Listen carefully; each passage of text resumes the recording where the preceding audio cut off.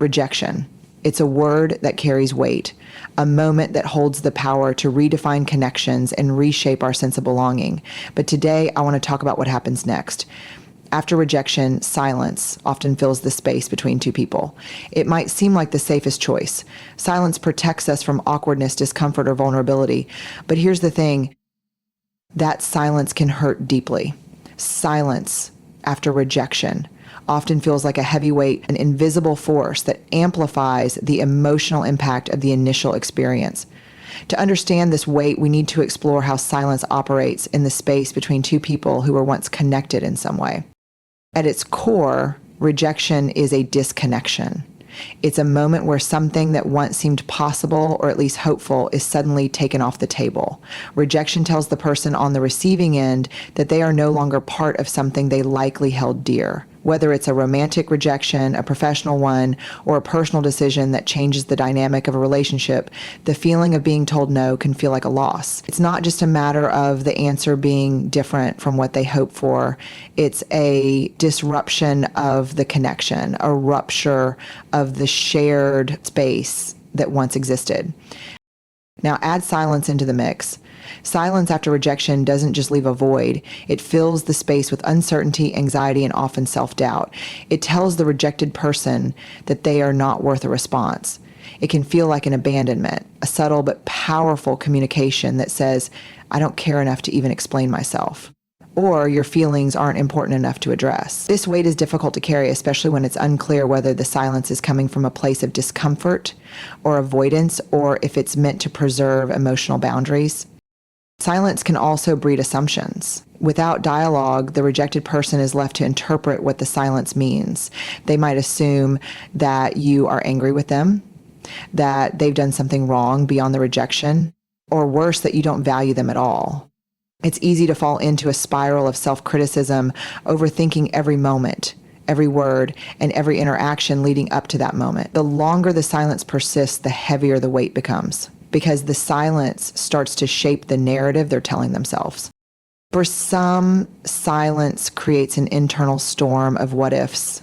What if they had said something different? What if they had acted in a way that would have made a difference? This self-questioning can be paralyzing. They may begin to doubt their worthiness, their ability to connect with others, or their value in the world. The weight of silence makes them feel unseen, unheard, and invisible in a world that thrives on connection, and invisible in a world that thrives on connection. What's important to recognize is that silence isn't neutral. It doesn't simply exist without impact. The silence we choose to create or allow to persist can leave emotional scars. It doesn't just make the other person feel awkward. It makes them feel as if their presence and feelings aren't worthy of acknowledgement. It can alienate them, making it harder to move past the rejection, and in some cases harder to move past the pain of being ignored.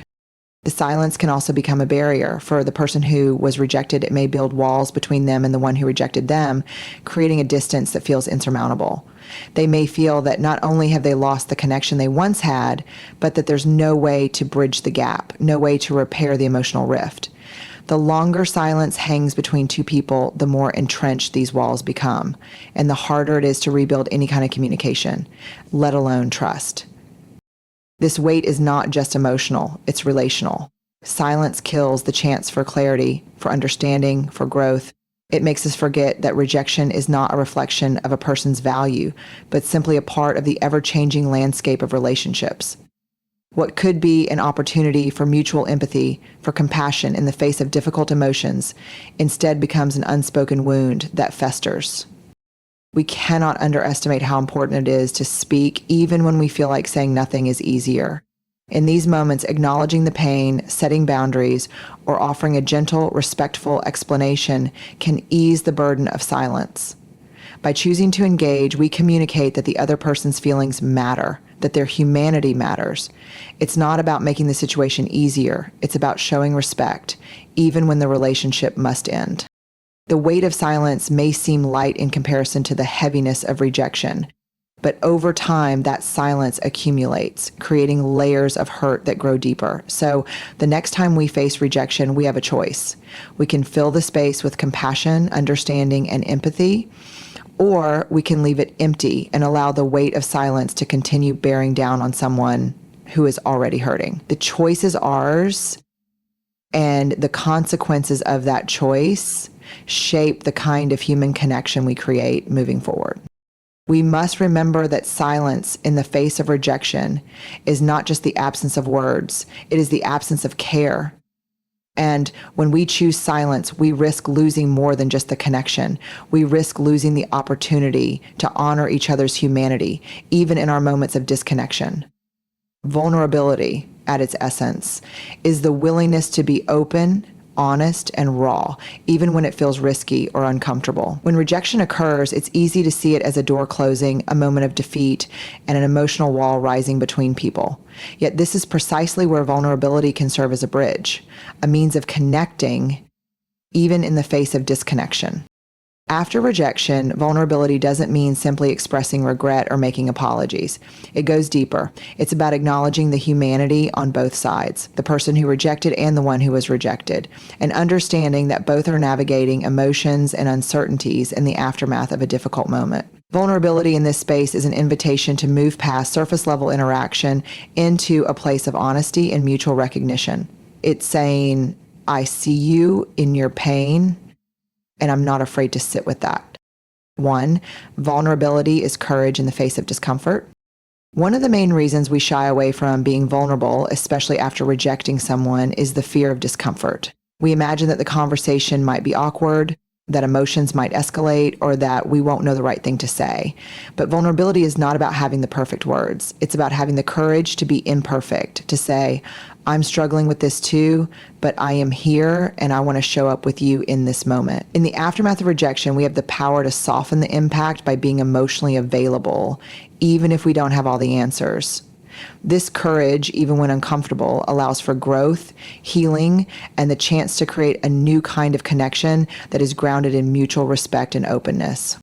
Vulnerability is the willingness to bear witness to someone else's hurt without turning away. It might feel like an invitation to vulnerability for the other person, but it also invites us to step into that same openness. We must be willing to stand in the mess of human emotion, recognizing that the discomfort is part of the connection, not something to be avoided. 2, vulnerability helps us understand each other's humanity. When rejection occurs, it often feels like the end of something, a relationship, an opportunity, or a dream. But the reality is that both parties are still human. Rejection doesn't erase the shared humanity that once existed between two people. Vulnerability is the key to remembering that shared humanity. Instead of retreating into our corners, guarding our hearts and emotions, we can choose to approach rejection with an open, honest willingness to understand the other person's experience. Vulnerability allows us to express our own hurt, confusion, or guilt and ask for the other person's perspective without jumping to conclusions or rushing to fix the situation. In the face of rejection, vulnerability bridges the gap between self-protection and empathy. It's the willingness to say, I know this isn't easy for either of us, but I want to understand your experience and be here for you. This dialogue doesn't necessarily repair everything, but it nurtures the emotional connection that may have been lost. When both parties are willing to show vulnerability, it creates space for the raw emotions that follow rejection to be expressed and honored. It transforms the relationship from a moment of disconnection into an opportunity for emotional growth, where understanding can blossom. 3, vulnerability creates space for healing and growth. When we choose vulnerability, we are not just opening ourselves up to the other person, we are opening ourselves up to healing. The aftermath of rejection can leave us feeling fragmented, unsure of ourselves, and questioning our place in the world. But vulnerability provides a way forward. It opens the door to deeper healing, both for the person who has been rejected and for the one who did the rejecting.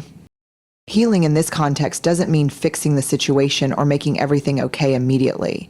Instead, it means acknowledging the pain that comes with rejection and choosing to sit with it, not run from it. It's saying, I know this isn't easy, but I am here to understand, and I'm willing to be vulnerable in my emotions too. This mutual vulnerability fosters a space for emotional processing to happen, a space where both people can move toward healing.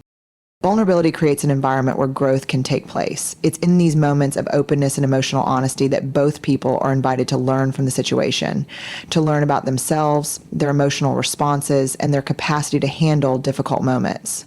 As painful as rejection can be, vulnerability allows us to expand, deepen our understanding of one another, and gain clarity about what truly matters in the relationship.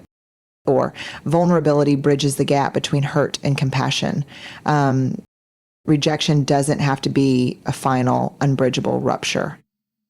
When we choose vulnerability, we open the door to compassion, both for the other person and for ourselves.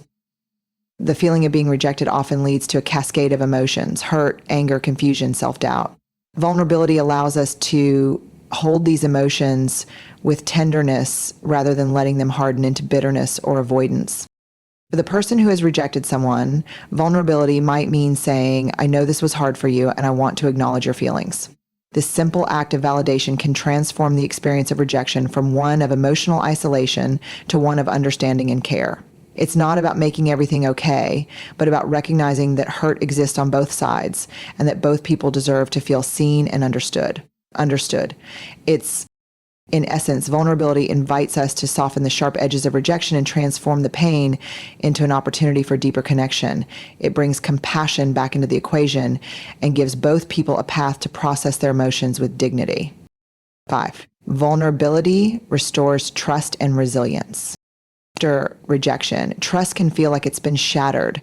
Vulnerability, however, can begin to restore that trust. When we choose to be vulnerable in the face of rejection, we show that we are willing to invest in the relationship, even if it has to shift or change. It's an expression of resilience, of showing up, even when things are uncertain, painful, or fragile. Vulnerability invites the opportunity for both parties to rebuild trust, step by step, acknowledging the pain, but also honoring the potential for growth and new forms of connection. While trust may take time to rebuild fully, vulnerability is the foundation that makes it possible. It shows that we are willing to be present, to face the discomfort, and to approach the situation with empathy and a willingness to understand. Choosing courage over comfort is one of the most important yet challenging decisions we face in relationships, especially in the aftermath of rejection. The instinct to choose comfort is natural. It's what our mind and body crave when faced with discomfort, pain, or uncertainty. It's easier to avoid difficult conversations, to retreat into silence, and to protect ourselves from the vulnerability that comes with facing emotional pain head-on. Comfort offers us a temporary sense of safety, shielding us from the messiness of confronting difficult emotions or facing potential conflict. But here's the truth: comfort often keeps us stuck. It prevents growth, healing, and the potential for deeper connection. Courage, on the other hand, invites us into the space of possibility. It pushes us beyond our limitations and into the unknown, where real change can happen. After rejection, choosing courage is about stepping out of our comfort zones to engage with the discomfort, to show up even when the path is unclear and the emotions are raw. Let's break down why courage is so crucial and how it can transform rejection into an opportunity for growth, both for ourselves and for the person we've rejected. 1. Courage is the antidote to fear. When we face rejection, whether we are the one rejecting or the one being rejected, we are confronted with fear. Fear of making the situation worse, fear of saying the wrong thing, fear of feeling more vulnerable or exposed than we already do. Fear makes us want to retreat into the safety of silence or avoidance, where we don't have to confront the emotions or the reality of the situation. But courage is the antidote to fear. Courage doesn't mean the absence of fear. It means acknowledging that fear and still moving forward despite it. It's the act of deciding that discomfort and uncertainty will not control us. After rejecting someone, courage means stepping into the discomfort of the situation, saying what needs to be said, offering clarity, or simply acknowledging the hurt and pain in the other person's eyes. It's about showing up in an honest, authentic way, even when it feels risky or difficult. Courage helps us break through the paralysis of fear, allowing us to move toward healing and understanding rather than retreating into avoidance and distance. 2. Courage means facing difficult emotions head on. In the wake of rejection, both parties are likely to experience a range of emotions: hurt, disappointment, confusion, frustration, guilt, and even shame. Choosing comfort might look like avoiding those feelings, pretending they don't exist, or hoping they'll simply go away. But real emotional growth only happens when we choose to face these emotions head on. Courage is about embracing the messiness of human emotion, acknowledging the pain that exists on both sides of rejection, and being willing to engage with it. For the person who has been rejected, courage is found in the willingness to sit with the hurt without letting it define their self-worth or spiral into self-blame. It's the bravery to process the feelings and to seek understanding, whether through self-reflection or conversation. For the person who has rejected someone, courage is choosing to hold space for the other person's emotions, even if it feels uncomfortable, and to be honest about one's own feelings without resorting to defensiveness or avoidance. Facing difficult emotions can feel like the last thing we want to do, but in reality, it is often the most healing thing we can choose. Courage doesn't mean rushing past the pain. It means allowing ourselves and the other person the grace to feel, express, and process emotions, no matter how challenging they may be. 3. Courage fosters empathy and compassion. Choosing courage means embracing empathy and compassion in the aftermath of rejection. It's easy to remain emotionally distant, to think only about how the rejection affects us, and to ignore the impact it may have on the other person. Comfort keeps us focused on our own feelings, often in a self-protective, defensive way. Courage, however, invites us to step outside of our own perspective and to consider the other person's experience. In this space of courage, we can show up with compassion, acknowledging the hurt and pain of the other person, even if we can't fix it. Courage allows us to listen actively without judgment and to validate the emotions the other person is experiencing. For the rejected person, courage may mean seeking clarity and understanding, even if the answers are hard to hear. For the person doing the rejecting, courage is found in speaking truthfully, offering transparency, and expressing empathy for the emotional impact of the rejection.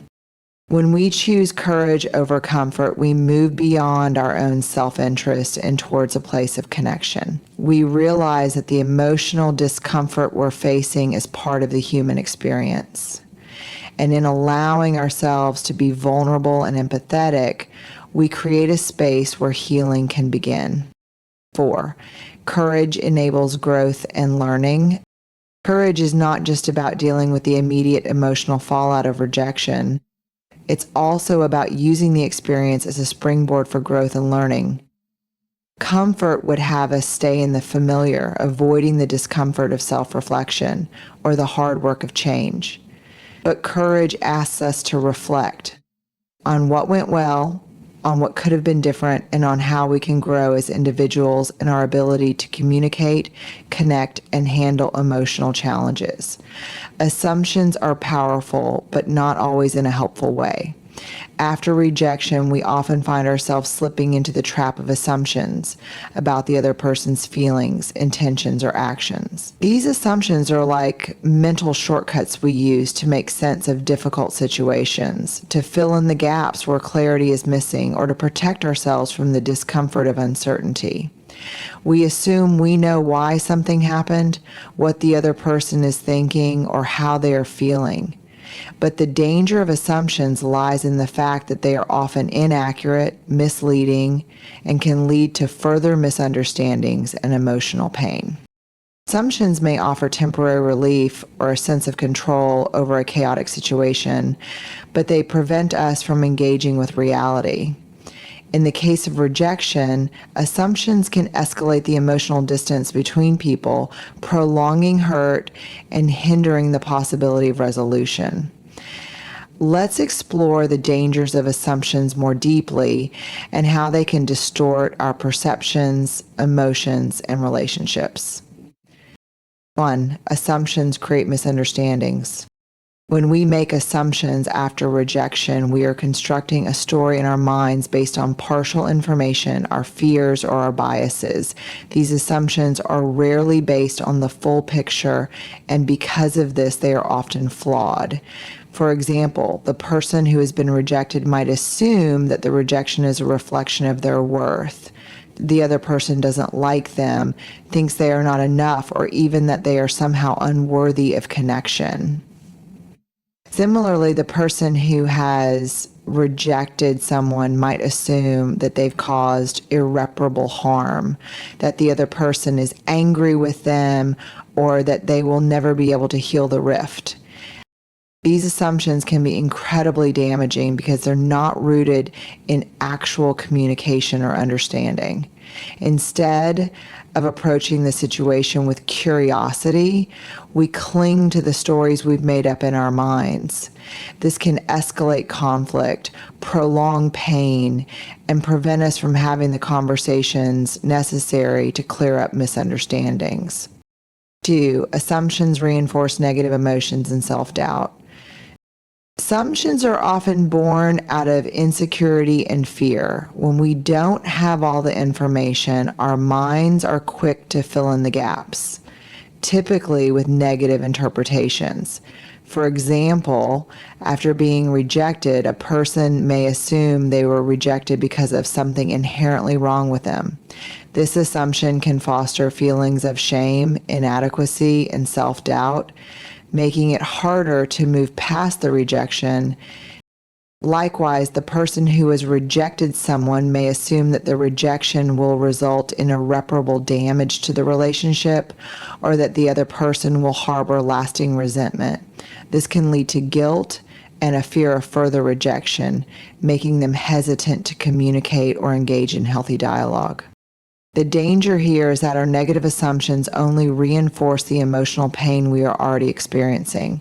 Instead of giving ourselves the opportunity to heal, grow, or gain clarity, we trap ourselves in a cycle of negativity, feeding our fears and insecurities, often without any real basis in fact. 3. Assumptions lead to missed opportunities for clarity and connection. One of the most dangerous aspects of assumptions is that they keep us from seeking the clarity we need. When we assume we already know why something happened or what the other person is feeling, we are less likely to engage in open, honest communication. We don't ask the hard questions. We don't allow ourselves to be curious about the other person's perspective. By assuming we understand the situation or the other person's motives, we cut ourselves off from the opportunity to connect, to ask questions, or to seek understanding. Rejection, while painful, can be an opportunity for learning and growth for both the person who has been rejected and the one doing the rejecting. But when we assume, we bypass that opportunity. We miss the chance to clear the air, to gain new insight, and to move forward with a more informed perspective. Rejection is one of the most painful emotional experiences we can face, whether we are the ones being rejected or the ones doing the rejecting. It triggers a deep sense of vulnerability, often leaving both parties feeling exposed, hurt, and unsure of how to navigate the emotional landscape that follows. In such moments, practicing empathy is not just a nice gesture, it's a transformative tool for healing, understanding, and connection. Empathy in the context of rejection involves truly understanding the feelings of the other person, even if you cannot fully relate to their experience. It's about putting yourself in their shoes and acknowledging the emotional weight of the moment. Empathy helps both individuals process their emotions, rebuild trust, and open the door for deeper connection. Let's explore the power of empathy during rejection and how we can use it to soften the pain and foster emotional growth. 1. Empathy helps acknowledge and validate emotions. The first and perhaps most important role of empathy in rejection is that it allows both parties to acknowledge and validate the emotions at play. For the person being rejected, it is crucial that their feelings, whether of sadness, confusion, disappointment, or anger, are seen and heard. Rejection can feel like a blow to one's self-worth, and without empathy, the emotional pain can deepen. When we practice empathy, we are recognizing that the other person's feelings are valid. This validation doesn't mean that we necessarily agree with their perspective, but we honor the emotional reality they are experiencing. Saying something like, "I understand this is difficult for you and I can see how hurt you are," can help soften the blow and allow the rejected person to feel seen, even in the midst of their pain. But for the person doing the rejecting, it's equally important to recognize and validate their own emotions. They may feel guilt, discomfort, or sadness about having to reject someone, and it's essential that they don't dismiss their own feelings in the process. Practicing empathy means acknowledging that rejection is difficult for both parties and that the emotions involved are real, regardless of the circumstances. 2. Empathy encourages compassionate communication. One of the most difficult aspects of rejection is the tendency to shut down communication. When we are in pain, our instinct may be to retreat, avoid the other person, or make a quick exit from the situation. But empathy encourages us to communicate with compassion, both to express our own feelings and to understand the other person's emotional state. Rejection is often a catalyst for growth, both for the person being rejected and for the person doing the rejecting. Empathy can help facilitate that growth by allowing both individuals to process their emotions and reflect on the experience in a constructive way. Instead of holding on to bitterness or confusion, empathy creates space for learning and moving forward. For the person being rejected, empathy allows for self-reflection and understanding. It encourages them to look at the rejection not as a personal failure, but as an opportunity for emotional resilience and growth. With empathy, they can ask themselves, what did I learn from this? How can I grow from this experience? This mindset shift is crucial for healing and moving on. For the person doing the rejecting, empathy can foster an opportunity for emotional growth as well. It helps them practice compassion and emotional intelligence, understanding how their actions impact the other person, and learning to navigate rejection with more care and mindfulness in the future. Ultimately, empathy helps both individuals move from a place of pain and hurt toward a place of healing and understanding. It creates a shared emotional space where growth can occur and where the relationship, whether it evolves into something else or ends, can still be held with respect. 5. Empathy builds resilience in relationships. Rejection doesn't always mean the end of a relationship. Sometimes it's a moment of transition or a necessary step in the evolution of that relationship. Practicing empathy during rejection can build the resilience needed to weather the emotional storm and move forward, even if things shift. For the person who has been rejected, empathy helps build resilience by reminding them that rejection does not mean the end of their value or their ability to connect with others. It allows them to bounce back with strength and openness. knowing that their emotions are valid and that they have the capacity to move through difficult times with emotional fortitude. For the person doing the rejecting, empathy helps them practice resilience as well. It allows them to face the discomfort of the situation, whether that's guilt, uncertainty, or sadness, and engage in the process with integrity. It builds emotional strength by helping them navigate difficult conversations and make decisions with care and consideration. Empathy, therefore, not only helps heal the immediate pain of rejection, but it strengthens the foundation of the relationship, regardless of its future direction. It's a skill that fosters deeper emotional resilience, ensuring that both parties emerge from the experience with a greater capacity to connect, understand, and support each other. In conclusion, practicing empathy during rejection isn't easy, but it is essential. It requires vulnerability, compassion, and a willingness to sit with discomfort. Empathy helps to soften the sting of rejection, allowing both people to process their emotions with respect and understanding. It's the key to transforming rejection from an experience of isolation into an opportunity for connection, healing, and growth. Through empathy, we can build bridges, not walls, in the aftermath of rejection, ensuring that both parties emerge stronger, wiser, and more emotionally resilient. As we navigate the emotional terrain of rejection, it's essential to remember that this experience, while painful, is not the end. It's a chapter in our shared human story. In those moments of hurt and uncertainty, practicing empathy is the key to transforming rejection into a space for growth, healing, and connection. By acknowledging each other's emotions, offering understanding, and fostering open communication, we can turn the most challenging of experiences into opportunities for deeper self-awareness, stronger relationships, and a greater capacity for love and compassion.